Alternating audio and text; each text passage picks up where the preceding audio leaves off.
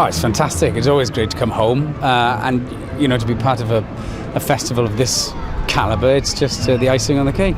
As a festival, it works on several platforms and several levels. It not only promotes, obviously, the Welsh language, but I think it takes a different direction from certain festivals like the Eisteddfod that, are very different festivals, and potentially breaks down certain potential barriers that people view the Welsh language and shows that, it's a fantastically integrated festival. Well, I think it's very important they see Welsh being spoken in our capital city. We've seen a growth in Welsh speakers in Cardiff during the recent census.